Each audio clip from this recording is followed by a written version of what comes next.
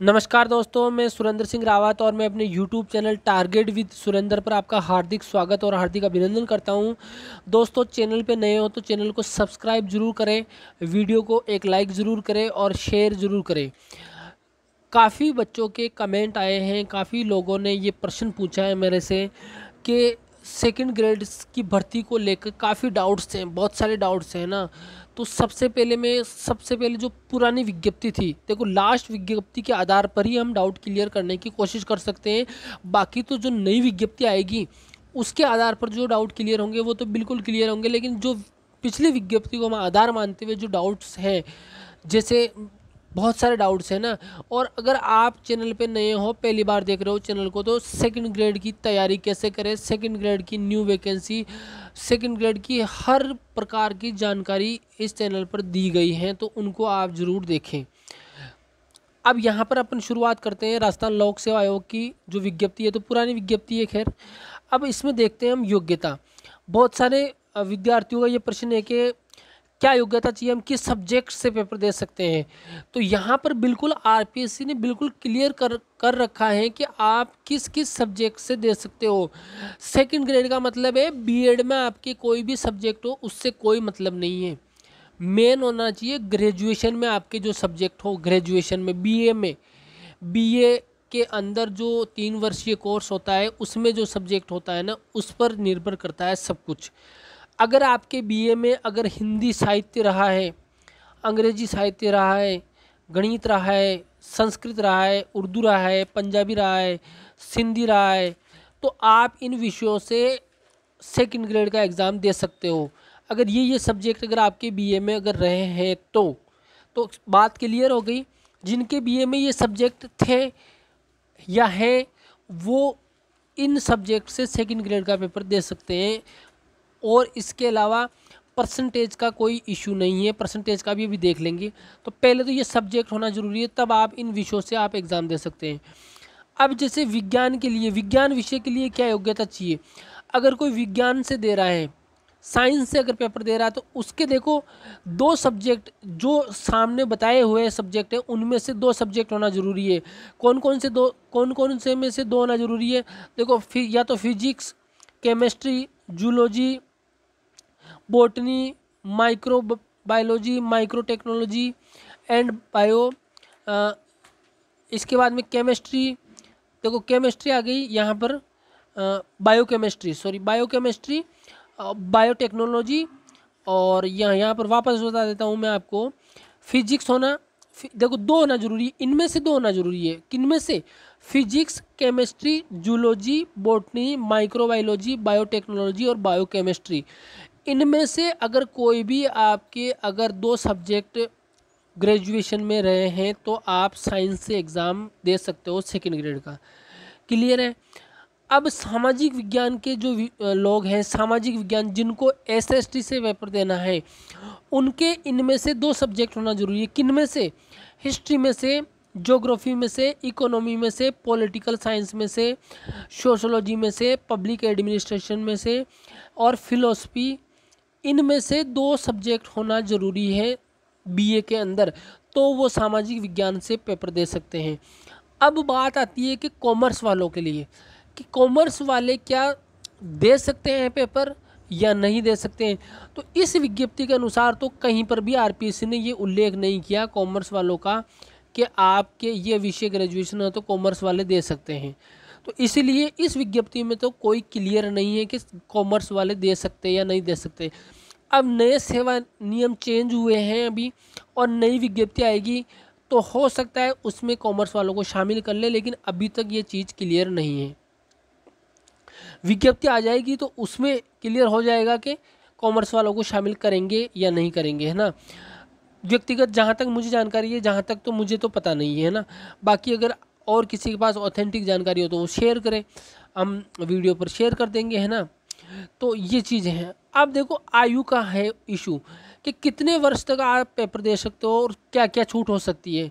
तो यहाँ पर देखो 18 वर्ष से 40 वर्ष जिसकी आयु हो, 18 वर्ष से 40 वर्ष जिसकी आयु हो, वो पेपर दे सकता है, 18 से 40 वर्ष की आयु। अब देखो इसमें छूट का आता है नंबर में से, है ना। देखो राजस्थान राज्य के, देखो यहाँ पर क्या लिखा, राजस्थान राज्य के SC ST और OBC और अति पिछड़ा वर्ग को के पुरुष वर्ग को कितने साल की छूट है। अगर कोई SC का है पुरुष, कोई ST का है, कोई OBC का है या अति पिछड़ा वर्ग का है, तो उनको 5 साल की छूट है, यानी वो 45 वर्ष तक दे सकते हैं। और फिर है राजस्थान की अनुसूचित जाति, अनुसूचित जनजाति, पिछड़ा वर्ग, अति पिछड़ा वर्ग की महिला को 10 वर्ष है। कुल मिलाकर बात वो की वही है, पुरुष को केवल 5 वर्ष है अगर इन कैटेगरी में से कोई है तो, और महिला है तो उसको 10 वर्ष की छूट है। सामान्य वर्ग की महिला, अब देखो सामान्य वर्ग की जो महिला है, अब इसमें यहाँ पर आरपीएससी ने कहीं पर भी ये उल्लेख नहीं किया कि सामान्य वर्ग की महिला में किसको माना जाएगा, क्या बाहरी राज्य की जो महिला है उसको भी हम काउंट करेंगे। तो यहाँ पर देखो सामान्य वर्ग की महिला का अगर आगे राजस्थान राज्य नहीं लिखा है, इसका मतलब यही है कि जो सामान्य वर्ग की जो महिला है वो कहीं की भी हो, जनरल कैटेगरी की महिला होनी चाहिए। तो जनरल कैटेगरी की जो महिला होगी, चाहे वो बाहरी राज्य की हो या फिर राजस्थान राज्य की हो, जहाँ तक है उनको भी 5 वर्ष की छूट है। अब बाहरी राज्यों का इसमें भी क्लियरिफाई नहीं किया है, यहाँ पर थोड़ा संशय बना हुआ ही है। विधवा और विच्छिन्न विवाह यानी परित्यक्ता महिला को कोई भी लिमिट नहीं है, आयु सीमा उनकी तय नहीं है। निःशक्त जन जो सामान्य है उनको 10 वर्ष की है, पिछड़ा अति पिछड़ा वर्ग को 13 वर्ष की है, अनुसूचित जाति और जनजाति को 15 वर्ष की है। यहाँ पर ये चीज़ क्लियर हो गई। यहाँ पर पेमेंट कितना मिलेगा आपको, L11 में गिने जाओगे आप, लेवल 11 रहेगा आपका, यानी वेतनमान कितना रहेगा आपका, L11। L11 का मतलब है कि आपको जब सेकंड ग्रेड में लगोगे आप, तो आपका जो पेमेंट रहेगा वो 26,500 फिक्स पेमेंट रहेगा। और जब प्रोबेशन पीरियड पूरा हो जाएगा तो उसके बाद में 37,800 रुपये आपका बेसिक पेमेंट रहेगा। तो ये L11 है, समझ गए। 37,800 प्रोबेशन पीरियड 2 साल का ख़त्म करने के बाद, और पहले फिक्स वेतन 26,500 मिलेगा आपको। तो वेतन क्लियर हो गया, आयु सीमा क्लियर हो गई, किस विषय से कौन एग्ज़ाम दे सकता है ये क्लियर हो गया।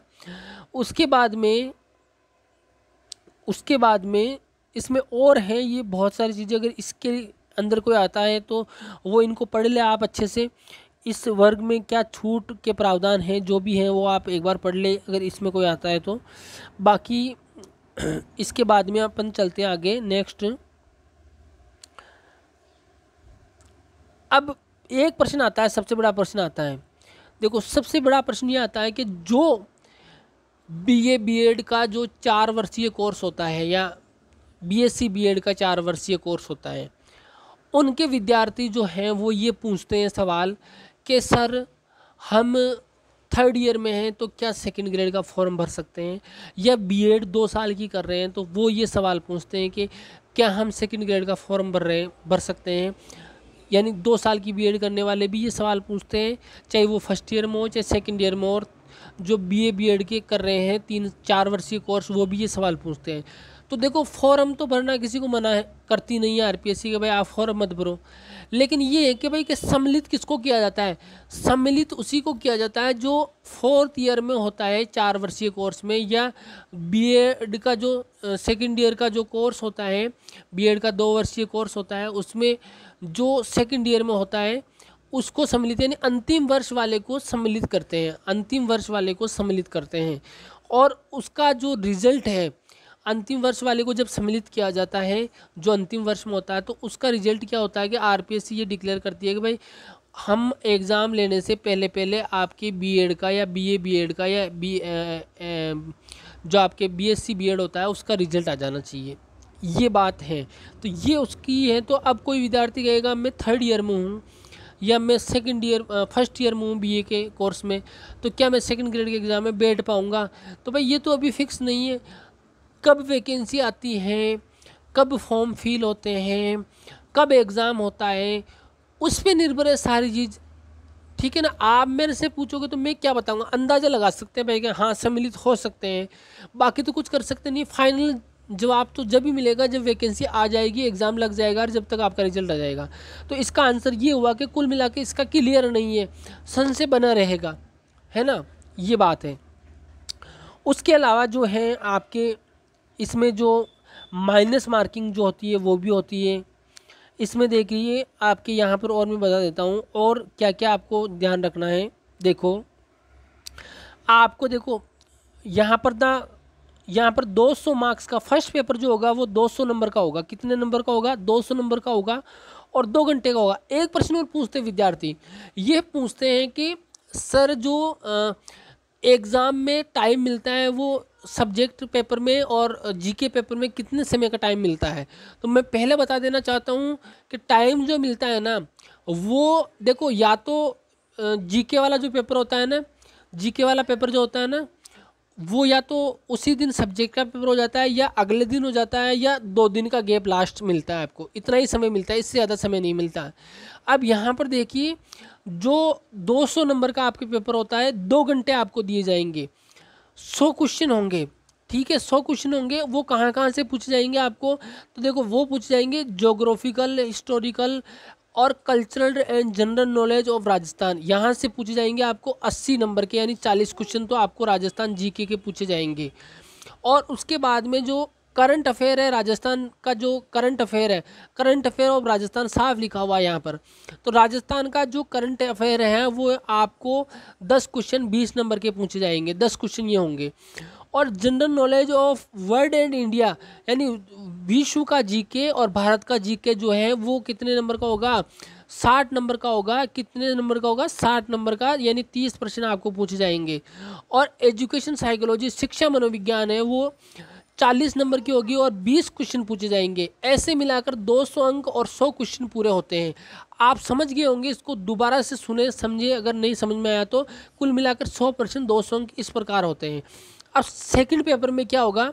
सेकंड पेपर में क्या होगा? देखो सेकंड पेपर में यहाँ पर क्लियर कर रखा है कि यहाँ पर 300 नंबर का आपका पेपर होगा सेकंड पेपर, और 2.5 घंटे आपको मिलेंगे। उसमें 2 घंटे थे, इसमें 2.5 घंटे हैं।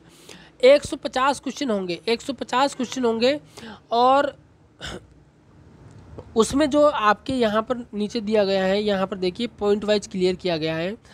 यहाँ पर 180 नंबर के जो क्वेश्चन होंगे वो आपको सेकेंडरी यानी 10वीं और सीनियर सेकेंडरी यानी 12वीं लेवल के पूछे जाएंगे। 180 नंबर के क्वेश्चन, 180 नंबर का मतलब कितना हो गया? 180 नंबर का मतलब हो गया आपके 90 क्वेश्चन। 90 क्वेश्चन तो आपको 10वीं लेवल के और 12वीं लेवल के पूछे जाएंगे। क्लियर है? सब्जेक्ट वाले पेपर की बात कर रहा हूँ मैं। 300 नंबर 150 क्वेश्चन, उसमें से 90 क्वेश्चन 180 नंबर के तो 10वीं और 12वीं लेवल के होंगे, और जो बीए लेवल के या ग्रेजुएशन लेवल के होंगे वो 80 नंबर के कितने क्वेश्चन होंगे? 40। तो 40 और 90 कितने हो गए? 130। 40 क्वेश्चन और 90 क्वेश्चन, 90 क्वेश्चन तो 10वीं 12वीं लेवल के और 40 क्वेश्चन बीए लेवल के। तो 90 और 40 130%, और 20% जो होंगे 40 नंबर के वो आपको उस सब्जेक्ट का, जिस सब्जेक्ट का आप पेपर दे रहे हो उसके टीचिंग मेथड पूछे जाएंगे। टीचिंग मेथड का मतलब है शिक्षण विधियाँ, जो आपको एक सब्जेक्ट पढ़ाने में काम में लेनी चाहिए, शिक्षण विधियाँ वो पूछी जाएगी। तो ऐसे करके 300 नंबर आपके कंप्लीट होते हैं 150 क्वेश्चन में। फिर से दोबारा बता रहा हूँ सब्जेक्ट का, सब्जेक्ट में 90 क्वेश्चन तो 10वीं 12वीं लेवल के होंगे, 30 क्वेश्चन आपके बीए लेवल के होंगे और 20 क्वेश्चन शिक्षण विधियों के होंगे। 150 क्वेश्चन कंप्लीट हो गए 300 नंबर के। क्लियर है? यहाँ पर ये डाउट भी आपके क्लियर हो गया होगा। अब मैं बता देना चाहता हूँ, आपके मैंने सारे डाउट क्लियर कर दिए। अब सारे डाउट क्लियर कर दिए, अब इनमें से आपको क्या करना है कि कोई चीज़ समझ में नहीं आए तो वीडियो को रिवाइज करके आप देख ले अच्छे से। मैंने शिक्षण विधि मतलब सेकंड ग्रेड से संबंधित जितनी भी जानकारी देनी थी। अब कोई भाई ये भी प्रश्न करता है कि हम जीरो से शुरू करें, तो सर कैसे करें? जीरो से स्टार्ट करना है, कहाँ से शुरू करें, कौन सी बुक पढ़ें? इन सब के लिए मैंने कंप्लीट जानकारी पहले वीडियो में दे रखी है। तो मैं आपसे रिक्वेस्ट करना चाहूँगा कि आप पुराने वीडियो ज़रूर देखें, आपको वहाँ से बहुत सारी जानकारी मिलेगी। तो ये अपना जो वीडियो आज का बना, ये बना था सेकंड ग्रेड की क्या क्या योग्यताएं होनी चाहिए, सेकंड ग्रेड का पेमेंट वेतनमान कितना होता है, सेकंड ग्रेड की तैयारी में क्या क्या प्रश्न पूछे जाते हैं, सब्जेक्ट कितने होते हैं, जीके का पेपर कितना होता है, सब कुछ आपने देख लिया, योग्यता वगैरह। तो ये कुल मिला के एक सेकंड ग्रेड की जानकारी के बारे में मास्टर वीडियो है। तो इसी के साथ में आज का वीडियो समाप्त करते हैं। चैनल पर नए हो तो सब्सक्राइब जरूर करें, लाइक और शेयर ज़रूर करें। धन्यवाद।